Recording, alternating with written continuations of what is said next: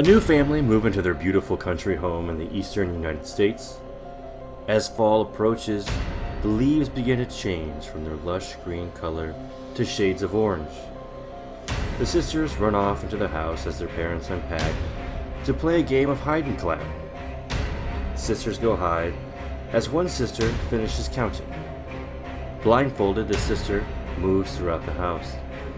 She listens intently for the claps of her sister, and as she calls out, the basement door behind her slowly creaks open, and a voice responds, "I want to play." This is It Records. Welcome back to the It Records podcast, everyone. Thank you for joining us here over the internet highway, internet airwaves, whatever you want to call it. I am one of your hosts, Matt Johnson. It's the Wild West of the internets. Oh, that's pretty good. I always default to internet highway. I don't know why. I'm like 70 years old, I feel like. That's what all the kids are saying. Well then, so this week on the podcast, if you didn't pick it up from the intro leading into it, we did the 2013 film, The Conjuring, directed by James Wan, written by Chad Hayes and Carrie Hayes.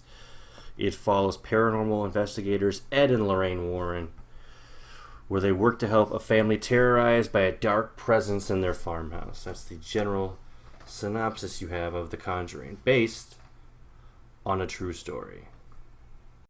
I get my own room. Oh, You really? can't read the yellow. No, I call it in the room.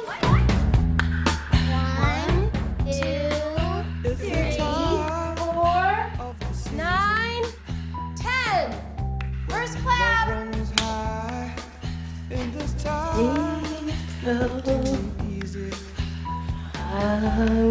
Let me try with pleasure hands.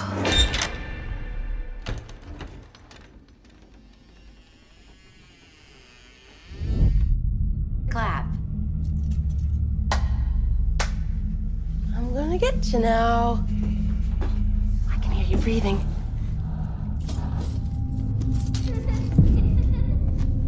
You took your blindfold off. I win. I was in Christine and Nancy's room.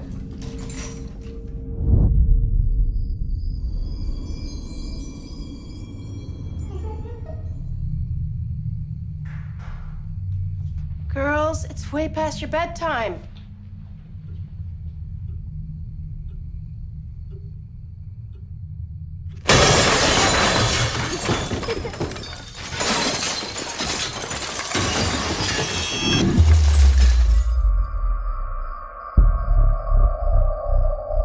Who is that?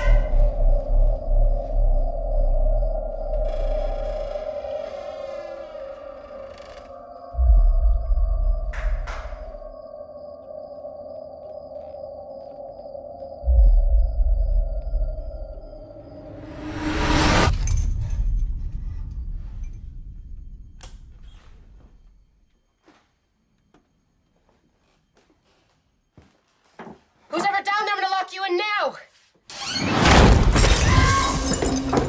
Ah! Help! Andrea! Help!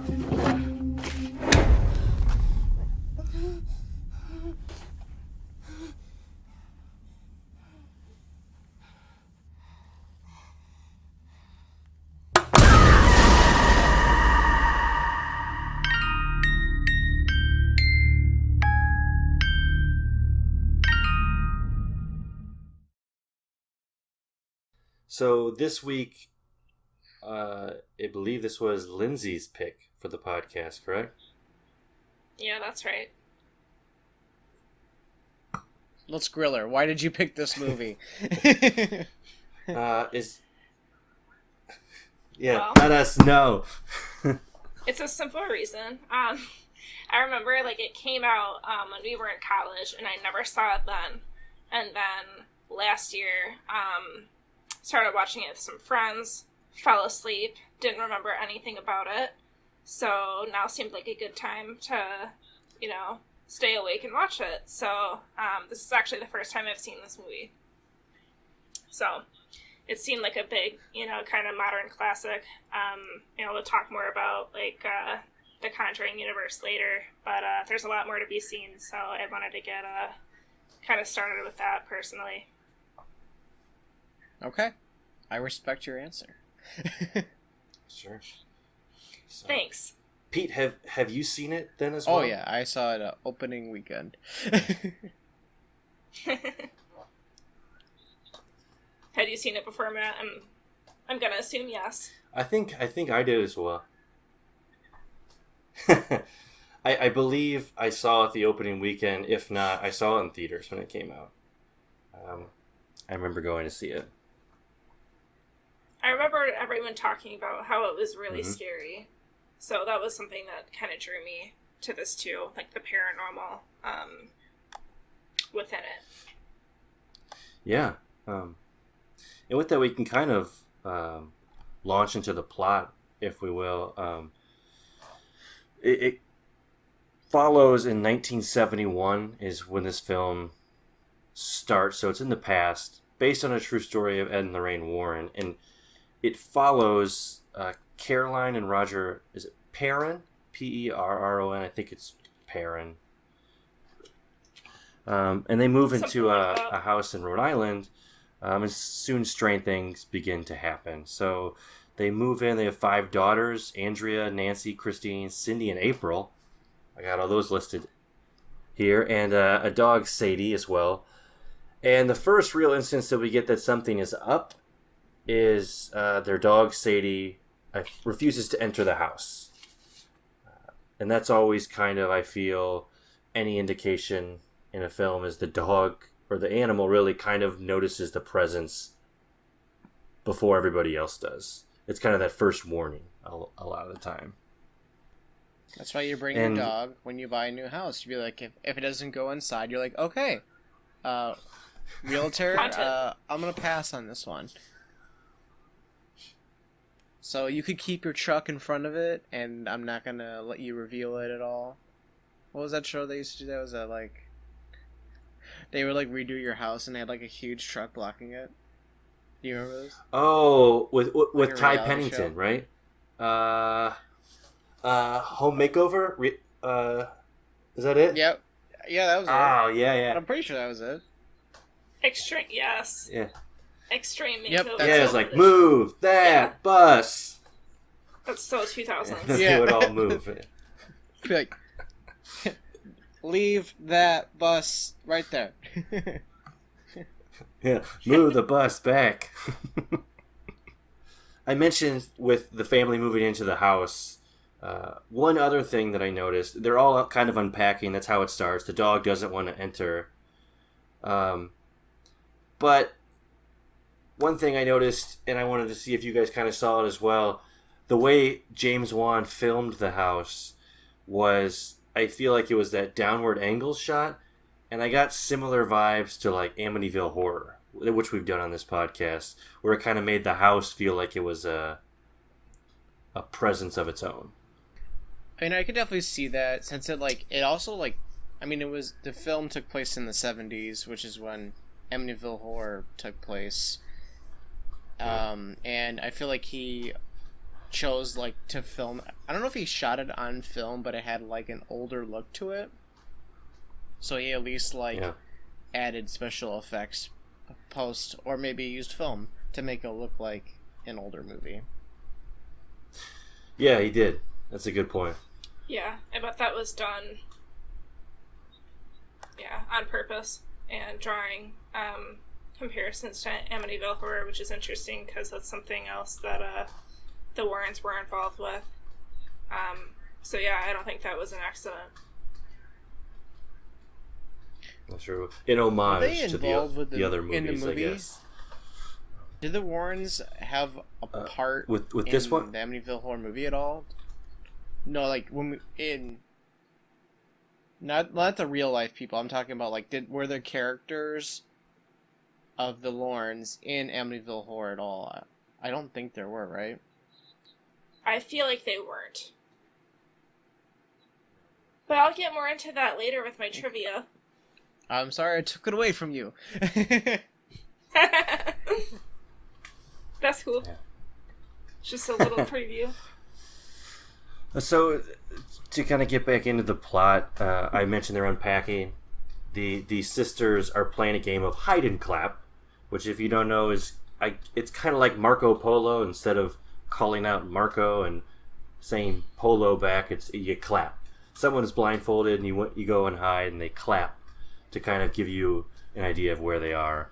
And you can clearly see that's going to foreshadow other events later in the film, the hide and clap, with any sort of like haunted house film. But it leads us to a boarded up entrance to a cellar, where one of the sisters kind of backs into because she was in a closet, and the father figure comes and takes down the entrance to, turns out, a cellar, which is any horror no-no. Those boards were there for a reason. Don't be taking those boards away. Which then they head downstairs, and it turns out that there was just it looks, when they get to this basement, a bunch of things left behind, almost Cabin in the Woods style, the film where they go down and find what will be their ultimate demise. There's chairs, a piano, there's wardrobe down here. It's like, did you even do a house tour when you bought the house? Like, come on, you gotta open every door, you gotta check every drawer, and turn on all the faucets, you know. It's standard procedure. Yeah. Basic stuff. Come on. Yeah. Number one, bring your animal. Look in the shower.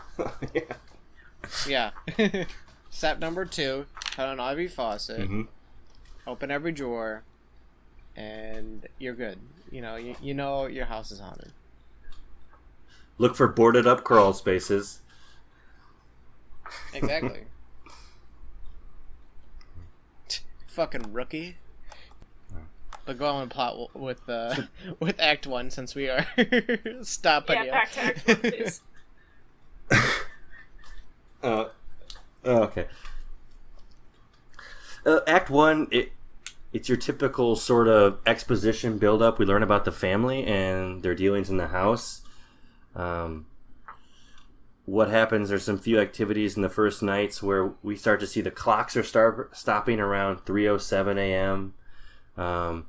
There's birds kind of flying around the house, and the dog is found dead in the backyard. As well as it seems like one of the sisters is sleepwalking. These incidents start to happen throughout the house that makes the mother believe that there's something beyond what she can grasp, and possibly something paranormal going on in the house. So I think that's about the end of Act 1, the setup of all those kind of spooky hijinks that are set to ensue later in the film. I would say Act 2 is when stuff is like kind of like, noticing like a problem. They're noticing all this weird shit. I believe, I'm gonna be jumping the gun a little bit here. The mom is like attacked, would you say, around this point? They kind of kick things off to why they have the investigators come in. They're monitoring the situation, and the whole, I would say that's like a good half of the movie of all this huge act of like all this like setup for the finale, really. Yeah. Yeah, Act 2 is always, I feel like, a lot of the moments they show in the trailer, where it's kind of like the build up, as you said, to the finale, but it's all those kind of jump scares or attack scenes or someone's getting dragged across the floor, where thing really starts to build tension. I would say an Act 2 scare that really brought my attention, obviously when the mom got attacked and you see like the ghost like floating in her field of vision, is fucking terrifying. And in the I want to say this is also early on in Act 2, is when the two, I don't know, they all like look the same, the daughters. I think there's 2 of them, they're in the same room, and then they're like I see something in the corner, like that whole shtick is pretty scary. Yeah. Because, like, and since they were the kids, no one else was seeing them, right? That's true.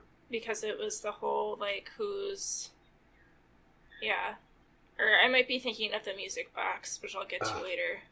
But yeah, like, since they're kids, they're, more innocent, minded, so they're seeing this stuff more, I think, than the adults are. But the adults can see, like, the effects of what's happening. There's no denying that. Yeah, it's true at all. Yeah, that's weird because, like, it's starting to get into spoiler territory. There's, like, almost 2 sets of ghosts in this movie. Like, ones that are, like, kind of lingering, and ones that are more... Within the house? Evil, I would say. Is Act 2 when Lorraine kind of figures out, like, what's been, like, hanging out at the house, or is that more Act 3, would you say? I want to say that's probably when Act 3 probably starts... Like, that's, like what you talk about when she figures out, like... What's been, like, yeah. So, I would say that's when Act 3 like... kind of kicks off. Because that's when stuff really unfolds, unless I'm jumping the gun a little bit. And you're saying when Lorraine figures out, like, that what's behind all this? Is that kind of, you're saying, is the beginning of Act 3? Right. Yeah. Mm-hmm. It would seem like from that point further, that's... Yeah. Things start to unfold that kind of were questions in Act 2. Like, what's behind the door in the kid's room? What's behind the music box and things of that nature? Which, we can talk about that if we need be. In Act 2, I thought that was a very interesting bit, is the introduction of Ed and Lorraine Warren, which I could be wrong, but there are several films outside of the Conjuring universe and within that I feel like are based on a true story. But this is like one of the first times I feel like Ed and Lorraine Warren were characters within the film. Like, they weren't in Amityville Horror, where they were like a central character. Yeah, I think you're right. Because, like, they've obviously had other, like... I'm assuming they were popular in the 70s because of all the investigations they did. I'm sure there's books out there that they did. But yeah, they never really had a role. I wonder if they, like, specifically turned that down. And then the reason they were put in the movie because, like, they passed on and whoever has reigns over their likeness, you're like, yeah, you know what? You can make a movie about them now. Yeah, that's a good point. I never thought about it like that. But they also offer, when we meet them, they give us some rules rules of possession, or rules of, like, a ghost or a spirit or a demon. They're demonologists, is what they call themselves. But the rules are infestation, oppression, and then possession. Is how it happens in a haunted house. Yeah, they give, like, lectures on this stuff. Like, I wonder if it's, like, stuff they actually, like... Yeah. Did teach in real life, and it just, like, took from real life. Because it was, like, so developed that it just worked very easily in a movie, because, like, you're like, here are the rules of the movie, and then we're gonna follow. It was just a nice, like... Right. Cut and paste, if it was real life. I wouldn't doubt it. So I would say we could probably fully spoil this movie, since I feel like it's kind of... We're, like, kind of tiptoeing around. Yeah. It's been 6 years. Get over it. Watch it. Pause it right now and watch the movie. Alright, fair warning. So that being said, moving into Act 3, now, Lorraine is the clairvoyant, so she gets a lot of these, like, I guess visions. I don't know how exactly to describe it, but that does help aid her kind of in what her and Ed do. And I think it was through possibly that and, like, her research that she found out that what's been plaguing this family in their house, doesn't matter where they go. This spirit's always going to be there. So it's not a matter of moving. But anyway, she finds out that the house itself actually used to belong to an accused witch, Bathsheba.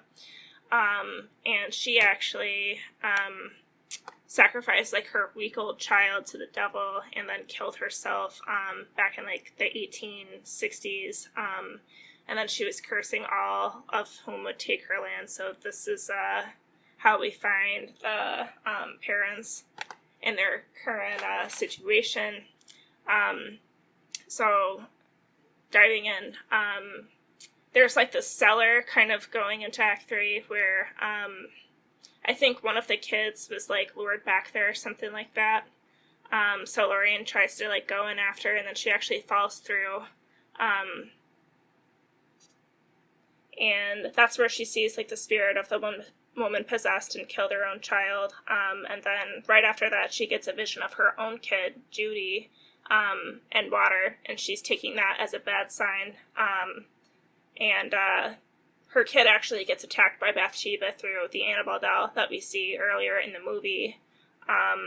So somehow, like, Ed and Lorraine get to her, they save her, but then they're, like, back at the house where the mom, Carolyn, gets possessed. And, during this whole time of the build-up, they're trying to get approval from the Catholic Church to perform this exorcism because they're seeing that it's very dearly needed. But they've got to the point where there's not enough time to wait for that. Like, they have to do it now. So Ed actually starts performing that exorcism on Carolyn, and I think there gets to be one point where Carolyn, like, wants to kill one of her daughters, April, because she's possessed by Bathsheba, of course. And this is, like, I love when something small happens in, like, earlier in the movie, and what you think is something small, and it actually turns out to be, like, some sort of turning point or motivating factor later on in the end. In this case, Lorraine kind of calls back to the time that Carolyn shared the speech memory with her. The whole family was out enjoying just a beautiful day, and she told Lorraine how much it meant to her, so she kind of, like, uses that memory to call back to Carolyn while she's possessed, and that's kind of what allows Ed to finish the exorcism and saves the family and lifts the Bathsheba's curse forever. And so that kind of ties things up nicely, I think, in the end. And then, of course, like, once the Warrens get home, they get the approval that they were waiting on from the Catholic Church. And they recovered the music box from one of the daughters, and it starts playing again. So that kind of gives you, like, there's a whole Conjuring universe that's coming. And a foreshadow, I guess you could say, at the end. That's what I got for Act 3. Have we seen, like, I know, like, there's so many to the Conjuring universe, like, you got The Nun, you got the, obviously, Conjuring 2, Annabelle, the doll, it's like its own thing. Is the music box, has that been explored yet? Is that, like, who was that linked to? I don't remember. From this film, it was linked to, I believe his name was Rory, which was the kid who played Hide and Clap and was the young girl's imaginary friend. Because when you looked into the music box, Rory is what Lorraine saw. So I think it was maybe Rory's toy and Rory's attached to it, which Rory was one of the spirits in the house who I don't think was an evil spirit at all. I think really it was Bathsheba was really the only evil spirit there. Because, like, the doll's, like, in the beginning of the movie. It's not a part of the the whole house situation, right? No, there's like a whole No. Yeah. No. 5 to 10 minutes of Annabelle. I think they were at the just like beginning of kind this of, movie. I guess, laying the groundwork for. Mm-hmm. Which has like 3 movies now, isn't it? Isn't there like there's like Annabelle and then its sequel, and is there universe. like another one like announced? Well, I mean, we're That's talking wild. about the universe. We kind of go, at least at this point, into sequels and remakes. As we're kind of right there at that point. Pete, do you know of the larger Conjuring universe? Or the Ed and Lorraine Warren universe, if there's any new films? Like, do you want like? I mean, obviously, like the main movies, because there's a sequel, like a not a direct sequel, but The Conjuring 2 takes place in like England, like at the Edensfield, I believe, haunting. There's a third one slated to release next year, and then the first spin-off was Annabelle. Then that gets a sequel. Then The Nun, which I believe is like a ghost from the second movie. And there's like the Curse of I can't even say it. La Lorna? It's like a... Yeah, we know what you're going for. It's like a... Is it a Mexican, like, folklore? Is that what it is?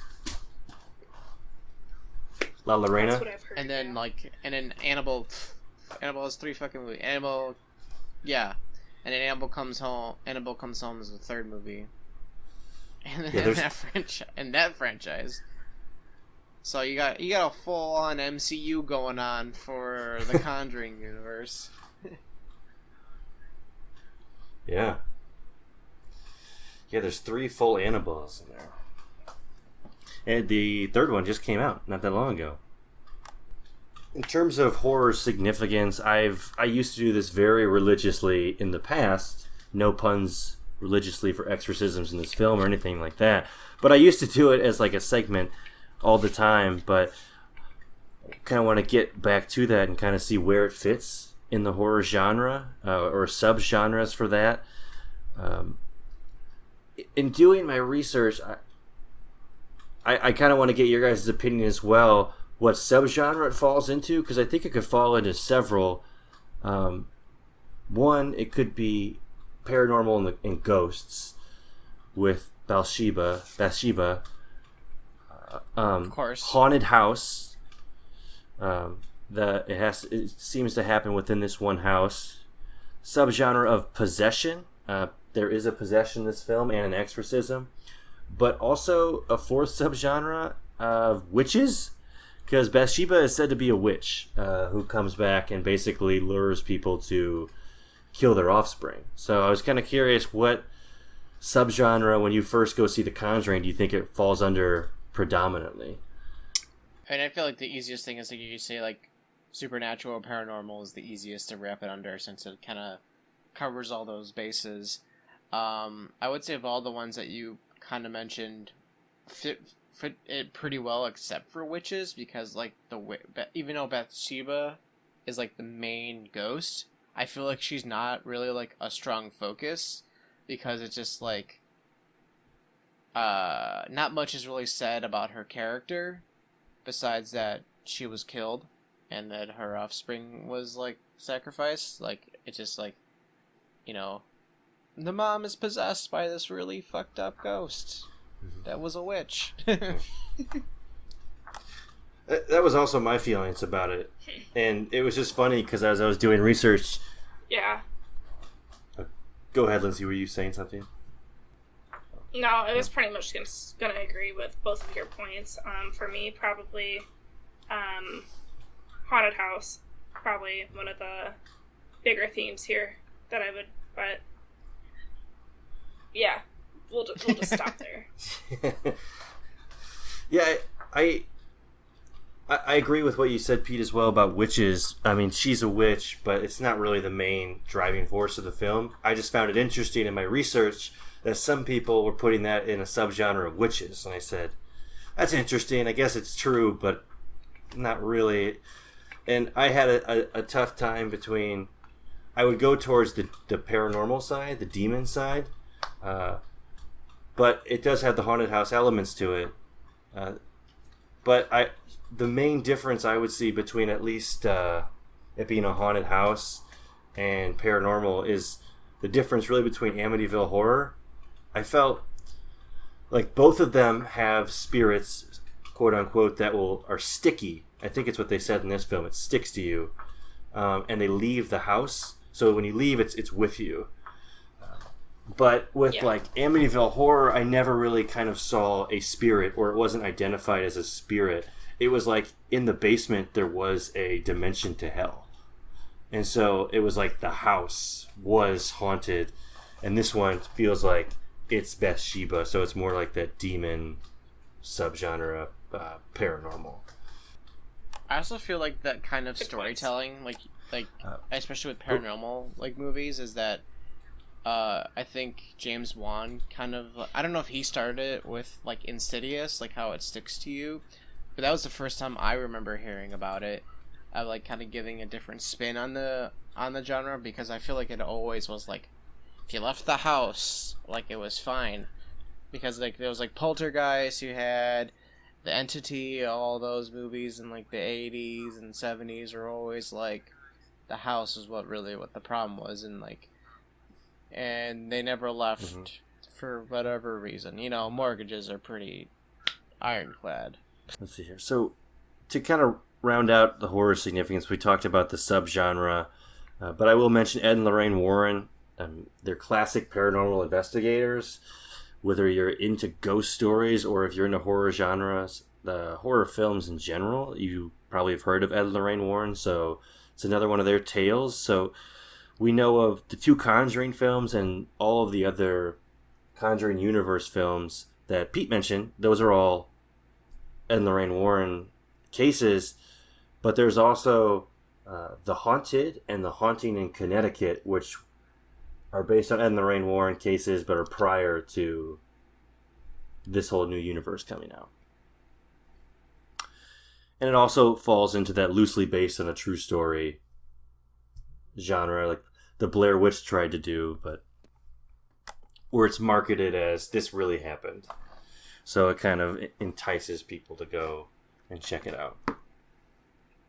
So with that, I'm going to move on to some trivia. Yeah, trivia! And we touched on this a little bit earlier, but yeah, it's true. I didn't know this. You can just cut that part out where I was speaking. So, Ed and Lorraine actually had real life encounters that inspired the Amityville Horror film franchise. We've discussed this. I can't remember exactly when. It was a while back.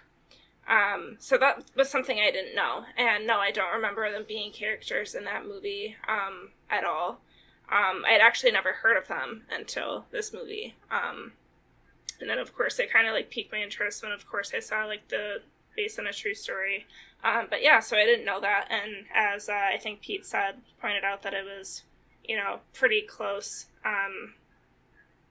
in proximity of time in the 70s, early 70s, I want to say. So that's kind of good to know. And then I read on IMDb that when this movie was shown in the Philippines, some of the theaters actually had to hire Catholic priests to bless the viewers before watching it. This was because some of the viewers were saying that they had a negative presence after watching it, and so the priests actually also provided spiritual help to these people that were saying that. So I think that's pretty crazy. I don't think I've ever heard. There was The Exorcist that had a pretty drastic effect on people. So maybe that, but I've never heard of this happening with any other movie. And this is more recent, too. Yeah, that's true. And, I know there was, little gags that people, with not Spielberg, Alfred Hitchcock, sometimes they would have, barf bags, or, they would have a doctor present, I think, for Psycho, to make sure that, I don't know, if your heart stopped or something. I don't know. They had like a lot of weird shit like that, and it's funny that like it's probably just not as practiced here anymore. That's just like, I don't know what it is. Maybe it's like we're not as superstitious as we used to be. I don't know if that plays a factor at all. Mm-hmm. Yeah. Possibly desensitized because I feel like we got the internet. We can check certain things, or We we do don't. have a lot of movies like this coming out. Yeah. Yeah. Yeah, it's interesting, because I think I read when it's an R-rated film, and James Wan like kind of argued against that. He wanted a PG-13. James Wan wanted a PG-13 rating, and they gave it an R for those sort of reasons. There's no real scene that would make it R, like gore or blood or anything, but they just said it was like very creepy images that were very unsettling. So it's R. Like, it just really made us feel terrified, so you're getting an R rating. Yeah. I actually remember that. Like, I remember it being like kind of like a big deal because, like, obviously with PG-13 you can make way more money. And the fact it was just literally rated R for being scary. Yeah. That's kind of a compliment if you're going. Yeah, that was actually like my third nugget I wanted to share with you guys. But yeah, like they were told, like based on the scare factor alone, like there was nothing that they could cut or edit to make it PG-13. So I think the studio kind of folded and accepted it for what it was. But yeah, totally. I think they were trying to reach a bigger audience, box office wise, making it more like PG-13 friendly, but that was not going to happen. So yeah, that was just some trivia for you, and yeah. All right. And it made a shit ton of money, let me tell you. If you didn't guess at all, if I ruined it for you. Yeah. I think it was a flop. Guessing-wise. Big time flop.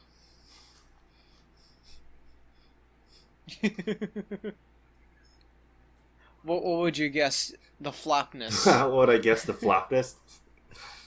If I'm really guessing, I know it was a success, but Yeah. I have no idea. I'm going to guess that it made, I really have no idea, 150 million.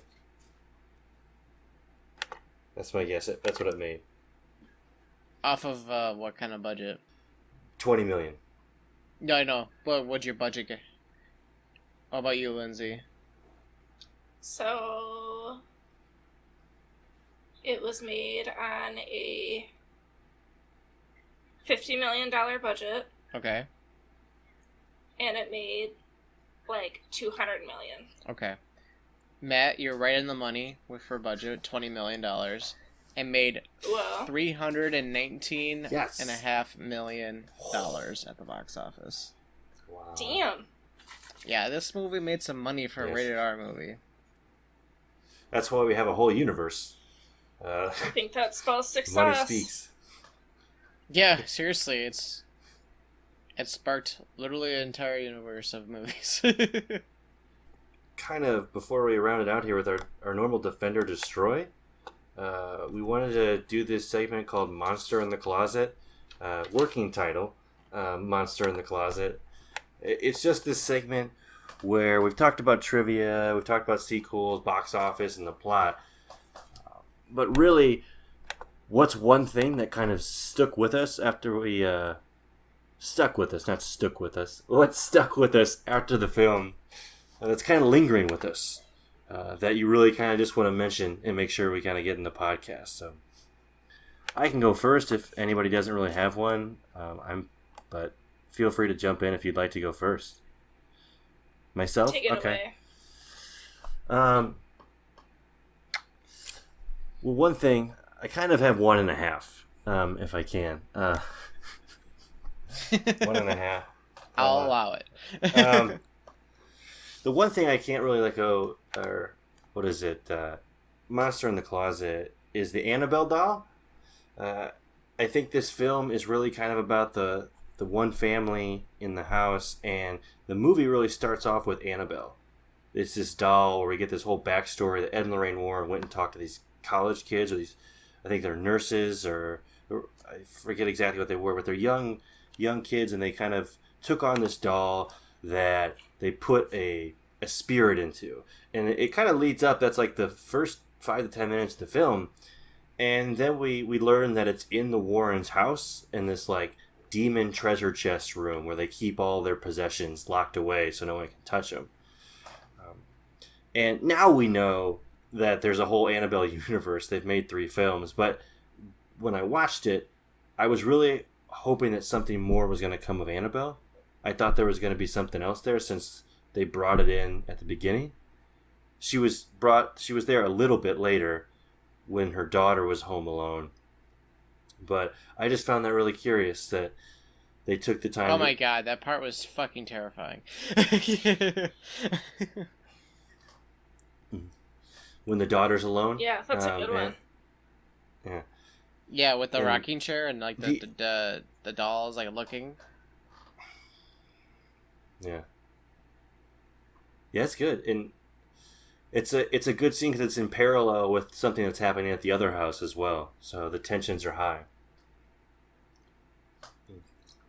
Mm-hmm. But I'll wrap up my monster in the closet with my half, which I will expound upon in my Defend or Destroy. Peter and I, we did a podcast, a mini episode earlier that was about overrated or underrated. And this film was brought up by one of us as either overrated or underrated. So that's one thing that I was thinking about watching this film, and I'll leave it at that. I'll bring it up in my Defend or Destroy. You brought it up. It wasn't me. What, and then... At least I don't remember. I actually don't remember. I thought it was you that, if I'm remembering correctly, I think it's you that brings it up. And I don't remember your opinion about it. Okay. You are correct. I brought it up. I'll give you that, but I'll leave it for my Defend or Destroy of what I said about it. My little takeaway from the movie is that it's pretty scary. And it has like really good jump scares and regular scares. Like it's got a lot of tension, and that's really about it. It's a very good movie to watch. That sounds like a Defend. I didn't say that yet. Okay. All right.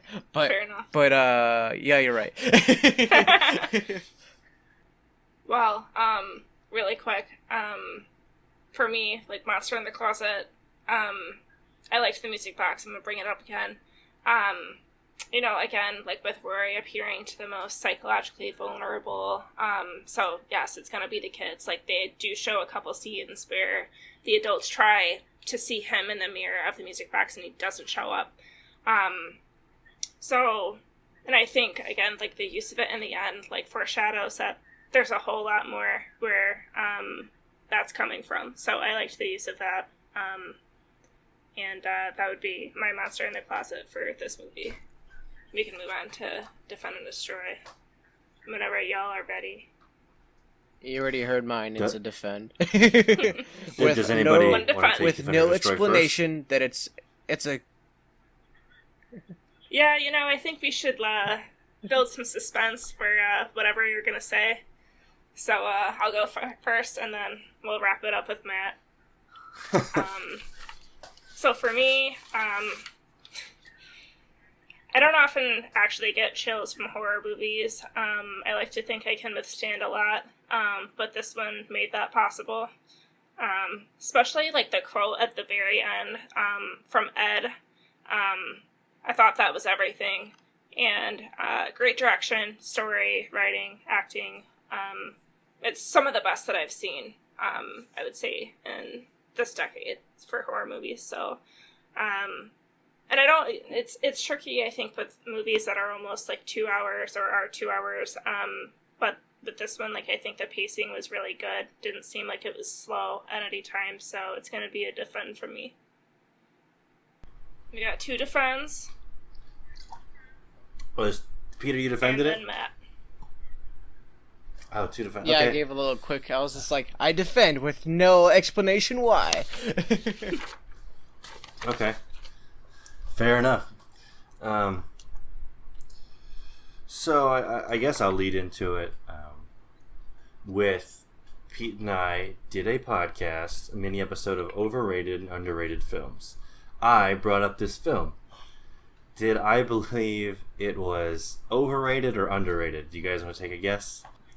Okay, look. I remember this episode, like, I listened to it. I don't remember what you said, but I have a feeling it was overrated. That's one overrated. Peter, do you have a guess? My heart says underrated because I love this movie so much, but you sometimes break my heart. So I'm going to say you also find this movie overrated.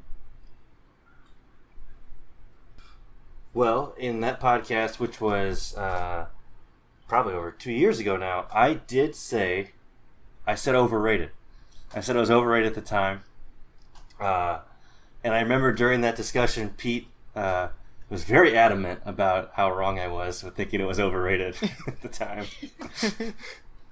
We had a discussion about it. So I went into watching it now with an open heart because it's been a while since I'd seen it to that point. Now, I will still defend my decision. I think it's overrated. I will say that. I think what I just noticed a lot of the same elements that I saw in like Poltergeist or Exorcism, and it was kind of just, or Amityville Horror, and it was kind of just like rehashed in this film, rather than like repurposed like Insidious was for. I felt that was kind of fresher, but that doesn't mean I'm going to destroy The Conjuring. I still will defend The Conjuring. I do think, yeah. Okay, good. I'll defend The Conjuring. It does have a lot of scary elements to it, from the jump scares to the possession scenes. It holds a punch, and I think it creates a terrifying atmosphere. That's why some people are really scared of it. I just do stand by my stance that it was overrated. I don't think it's as great as the praise it gets, but it's a defendable movie. I defend The Conjuring. So yeah, I like it. Mm-hmm. I spit in your direction for calling it overrated. Well, it's on the podcast, so it's frozen in time forever. But with that, you'll get a unanimous defend from everybody here on the 2013 film The Conjuring, and one overrated. Thank you for tuning in today. It's been fun. I appreciate you guys listening. Get at us on Facebook and Twitter. Let us know what you're thinking. We'd love to hear your thoughts. Let us know of any movies or mini episodes you'd like us to do. Keep on top of any sort of horoscopes or blogs we'll have on the website, SoundCloud, anywhere you listen to podcasts. But subscribe to us as well, or leave us a review. That really helps us get new viewers who haven't listened to us yet and really love the horror genre as much as us and as much as you. But until next time, I'm Matt Johnson, and I will remain in the shadows of the cellar basement. That was good. My name is Peter Hansen. If anyone here is overrated, it's Matt Johnson. Woo!